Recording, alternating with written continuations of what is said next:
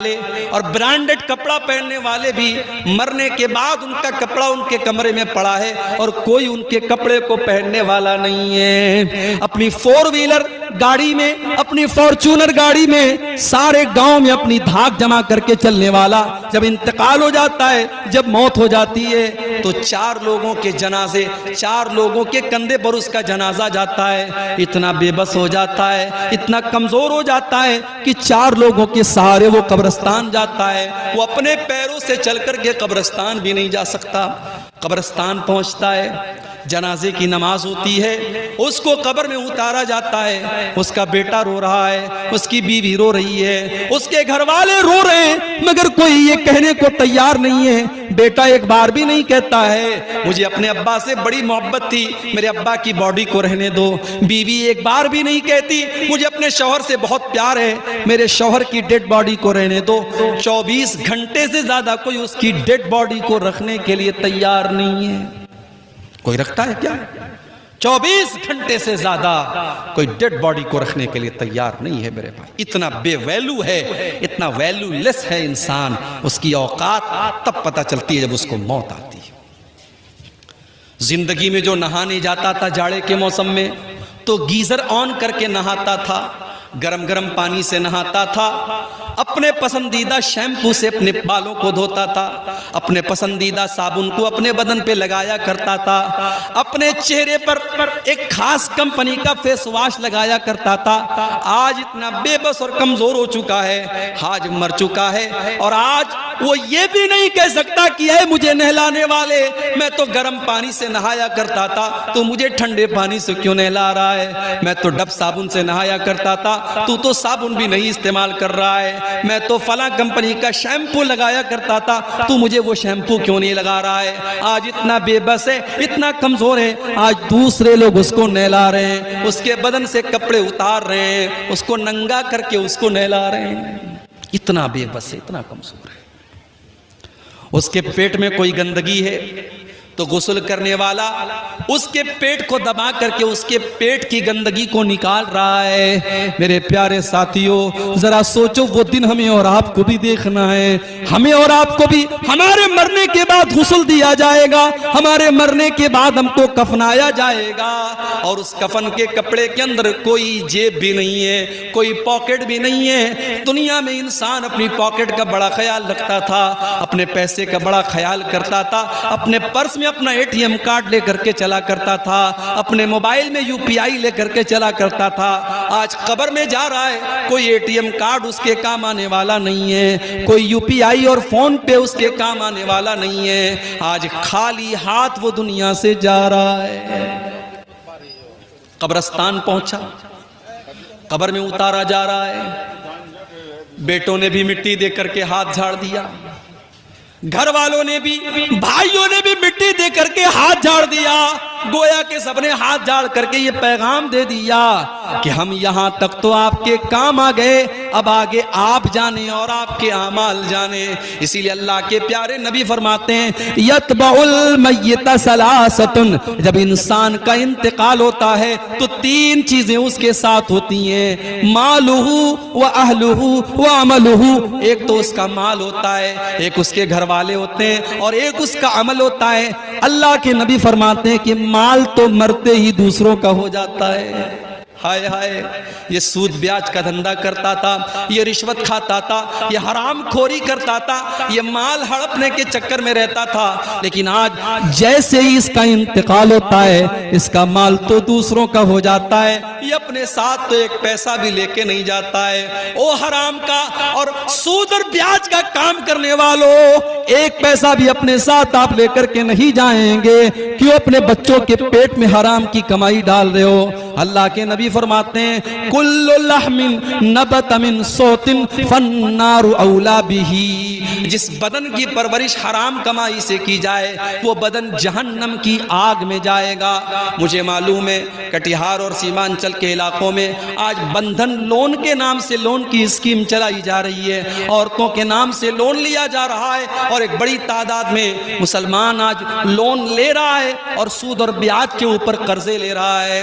میرے پیارے بھائیوں، یہ حرام کی کمائی آپ اپنے گھر میں لا کر کے اپنے بچوں کی آخرت کیوں برباد کر رہے ہو؟ اللہ کے نبی فرماتے ہیں مال تو مرتے ہی اس کا ساتھ چھوڑ دیتا ہے، گھر والے اس کے کفن دفن تک اس کا ساتھ دیتے ہیں، اس کو نہلاتے ہیں، اس کو کفناتے ہیں، اس کے تجہیز و تکفین تک اس کا ساتھ دیتے ہیں، اس کو قبر میں دفنانے تک اس کا ساتھ دیتے ہیں۔ لیکن جب قبر میں چلا آیا، جب قبر کا سناٹا اور قبر کی تاریکی میں پہنچ گیا تو وہاں پر نہ اس کا مال اس کے کام آئے گا، نہ اس کے گھر والے اس کے کام آئیں گے۔ وہاں پر اگر کوئی چیز کام آئے گی تو اس کا عمل کام آئے گا۔ ہم تو اتنے کٹھور دل ہو گئے، ہم تو اتنے سخت دل ہو گئے کہ آج اپنے مردوں کو مٹی دیتے وقت بھی ہماری آنکھ میں ڈر نہیں ہوتا، ہمارے دل میں ڈر نہیں ہوتا۔ ہم قبرستان جانے کے بعد بھی ہنستے رہتے ہیں، ہم مردوں کو دفنانے کے ٹائم بھی ہنستے رہتے ہیں۔ میرے پیارے ساتھیوں، جب قبرستان جایا کرو، جب کسی کی قبر کو دیکھا کرو تو سوچا کرو کہ وہ انجام آپ کا بھی ہونے والا ہے۔ آج عبدالغفار صاحب کے چاہنے والے بہت ہیں۔ آج تقریر کے بعد بہت سے نوجوان میرے پاس آتے ہیں، شیخ صاحب ایک سیلفی آپ کے ساتھ لینا ہے، شیخ صاحب ایک فوٹو آپ کے ساتھ لینا ہے۔ بہت سارے لوگ بڑی محبت کے ساتھ آ کر کے کہتے ہیں شیخ صاحب آج تک آپ کو ویڈیو میں دیکھا تھا، آج پہلی بار آپ کو اصلی میں دیکھ رہا ہوں۔ بڑی محبت کرتے ہیں لوگ، بڑی بڑی بڑی باتیں کرتے ہیں، مگر جب میں قبر میں جاؤں گا، جب اللہ کے یہاں میری نیکیاں کم پڑ جائیں گی، میرے گناہ زیادہ پڑ جائیں گے، مجھے کوئی چاہنے والا اور مجھ سے محبت کا کوئی دعویٰ کرنے والا نہ قبر میں میرے کام آئے گا، نہ آخرت میں میرے کام آئے گا۔ میرے چاہنے والوں کی بات چھوڑ دو میرے بھائی، میری بیوی میرے کام نہیں آئے گی، میرے بچے میرے کام نہیں آئیں گے، میرے ماں باپ میرے کام نہیں آئیں گے۔ اللہ نے قرآن میں نقشہ کھینچا، یوم یفر المرء من اخیہ وامہ وابیہ وصاحبتہ وبنیہ۔ قیامت کے دن انسان اپنی ماں کو دیکھ کر کے بھاگے گا، اپنے باپ کو دیکھ کر کے بھاگے گا، اپنی بیوی کو دیکھ کر کے بھاگے گا، اپنے بچوں کو دیکھ کر کے بھاگے گا۔ قیامت کا دن تو اس قدر نفسی کا عالم ہوگا کہ اللہ نے قرآن کے 29ویں پارے میں فرمایا یود المجرم لو یفتدی من عذاب یومئذ ببنیہ وصاحبتہ واخیہ۔ قیامت کے دن انسان یہ کہے گا اے اللہ میرے بچوں کو تو لے لے مجھے چھوڑ دے، میرے ماں باپ کو تو لے لے مجھے چھوڑ دے، اے اللہ میری جگہ میری بیوی کو تو سزا دے دے لیکن مجھ کو چھوڑ دے۔ لیکن اللہ فرمائے گا نہیں نہیں، ہماری بارگاہ میں ایسا نہیں ہو سکتا۔ لا تزر وازرۃ وزر اخری، قیامت کے دن کوئی کسی کا بوجھ نہیں اٹھائے گا۔ وہ دن ہوگا قیامت کا دن، اس دن کا ڈر آج ہمارے دلوں سے میرے بھائیوں نکل چکا ہے۔ حضرت عمر فاروق کو دیکھو، فجر کی نماز پڑھا رہے ہیں، آپ کو تو فجر کی نماز کا پتہ بھی نہیں ہوگا۔ جلسے میں 1000 لوگ آتے ہیں اور فجر کی جب اذان ہوتی ہے الصلاۃ خیر من النوم کی صدائیں بلند ہوتی ہیں، مسجد میں جا کر کے دیکھو تو 8-10 لوگوں کے علاوہ کوئی نظر نہیں آتا۔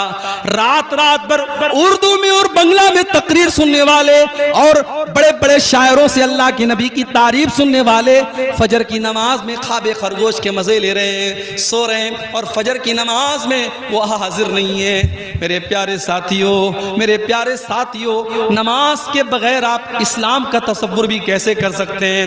عمر فاروق مسلمانوں کے خلیفہ ہیں اور فجر کی نماز پڑھا رہے ہیں، فجر کی نماز پڑھا رہے ہیں، اور آگے کی صف میں پہلی صف میں ابو لولو فیروز نام کا ایک آدمی جو پارسی مذہب کا ماننے والا ہے، مسلمان نہیں ہے، پارسی مذہب کا ماننے والا ہے۔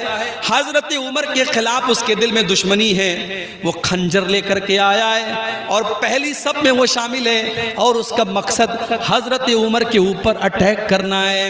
جیسی حضرت عمر نے نماز شروع کی وہ آگے بڑھا، اس نے حضرت عمر کے اوپر اٹیک کیا اور حضرت عمر کے ناف کے پاس اس نے حملہ کیا، خون کی دھار بہنے لگی، حضرت عمر تڑپ کر کے مصلی کے اوپر گر جاتے ہیں، لیکن نماز نہیں رکتی ہے۔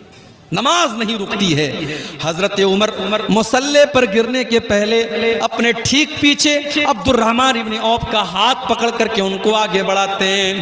حضرت عمر فاروق نیچے تڑپ رہے ہیں، ان کے پیٹ سے خون بہ رہا ہے، مگر نماز نہیں رکی ہے، مسلمانوں کی نماز جاری ہے، کنٹینیو ہے۔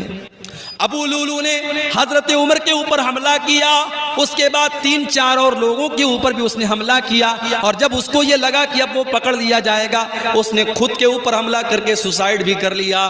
یہ سارا معاملہ پہلی صف میں ہو رہا ہے، پیچھے کے لوگوں کو کچھ پتہ بھی نہیں ہے۔ عبد الرحمن ابن عوف نے ہلکی نماز پڑھائی، فجر کی نماز پڑھائی، اور نماز کے بعد جب حضرت عمر کو اٹھا کر کے گھر لے کے جایا گیا، ڈاکٹروں نے دیکھا، طبیبوں نے دیکھا، حکیموں نے دیکھا، کہا کہ امیر المومنین اب آپ کے بچنے کا چانس نہیں ہے، آپ کی اتڑیاں کٹ چکی ہیں، اب آپ کا آخری ٹائم آ چکا ہے، اب آپ کے انتقال کا ٹائم آ چکا ہے۔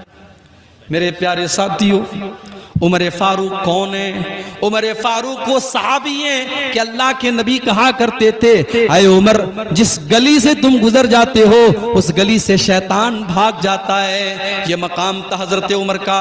آج آخری ٹائم ہے، بستر مرگ کے اوپر پڑے ہیں اور چہرے کے اوپر گھبراہٹ کے آثار ہیں، چہرے پر گھبراہٹ کے آثار ہیں۔ عبداللہ بن عباس آتے ہیں اور کہتے ہیں کہ اے امیر المومنین، آپ اتنا گھبرائے ہوئے کیوں ہیں؟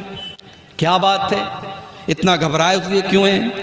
اے امیر المومنین، آپ تو اللہ کے نبی کے اوپر ایمان لائے، آپ نے اسلام قبول کیا، اور جب اللہ کے نبی کے اوپر آپ اسلام لائے تو آپ نے اسلام کے لیے بہت کارنامے انجام دیے، اور جب اللہ کے نبی دنیا سے گئے تو آپ سے راضی تھے، آپ سے خوش تھے، اور جب حضرت ابو بکر صدیق کا دور آیا آپ نے ان کا بھی ساتھ دیا، اور جب وہ اس دنیا سے گئے تو آپ سے خوش تھے، آپ سے راضی تھے۔ پھر اے عمر فاروق، آپ کا دور آیا اور آپ نے بڑے اچھے طریقے سے حکومت کی ہے، اور آج آپ دنیا سے جا رہے ہیں تو آپ سے لوگ راضی ہیں، اس لیے آپ کو پریشان ہونے کی کوئی ضرورت نہیں ہے۔ ذرا تصور کرو میرے پیارے ساتھیوں کہ آخرت کی فکر جب انسان کو ہوتی ہے تو جتنے بھی نیکی اور تقوی کے اعلیٰ معیار پر پہنچ جائے اسے ڈر ہوتا ہے کہ اللہ کو وہ کیا منہ دکھائے گا۔ حضرت عمر فاروق رضی اللہ تعالیٰ عنہ جواب دیتے ہیں، اے عبداللہ بن عباس، اگر میں نے اپنے نبی کا ساتھ دیا، اگر میں اپنے نبی کے اوپر ایمان لایا، اگر میں نے ابو بکر کا ساتھ دیا، فَذَلِكَ مِن مَنِّ اللَّهِ عَلَيَّ، تو یہ تو اللہ کا میرے اوپر احسان تھا، یہ تو اللہ کا میرے اوپر کرم تھا، اس میں میرا کوئی رول نہیں تھا، میرا کوئی کردار نہیں تھا۔ اے عبداللہ، مجھے ڈر ہے تو اسی بات کا ڈر ہے، جب میرا دور حکومت آیا پتہ نہیں میرے کون سے فیصلے ایسے رہے ہوں گے جو اللہ کو پسند آئے ہوں گے، اور کون سے ایسے فیصلے رہے ہوں گے جو اللہ کو ناپسند رہے ہوں گے۔ اے عبداللہ، تو میری بات کرتے ہو، لَوَدِدْتُ أَنَّ لَوْ أَنَّ لِي طِلَاءَ الْأَرْضِ ذَهَبًا، اے عبداللہ، اللہ کی قسم میری تو تمنا یہ ہے، میری تو آرزو یہ ہے کہ اگر زمین بھر کے سونا میرے پاس آ جائے، زمین بھر کے سونا مجھے مل جائے، اور اللہ تعالیٰ یہ کہہ دے کہ اے عمر، تو زمین بھر کے سونا میرے پاس لے کے آ جا اور میں تجھے اپنے عذاب سے بچا لوں گا، تو اے عبداللہ، میں زمین بھر کے سونا دینے کو تیار ہوں، لیکن اللہ کے عذاب کو میں جھیل نہیں پاؤں گا، میں اللہ کے عذاب سے بچنے کے لیے زمین بھر کے سونا دینے کو تیار ہوں۔ اس آیت میں اللہ تعالیٰ نے اپنے نبی کی کچھ وشیشتائیں بتائی ہیں، کچھ خصوصیات بتائی ہیں۔ میں چاہتا ہوں کہ آج اس آیت کے اوپر پوری تقریر ہو اور اس آیت کا مطلب میں سمجھا کر کے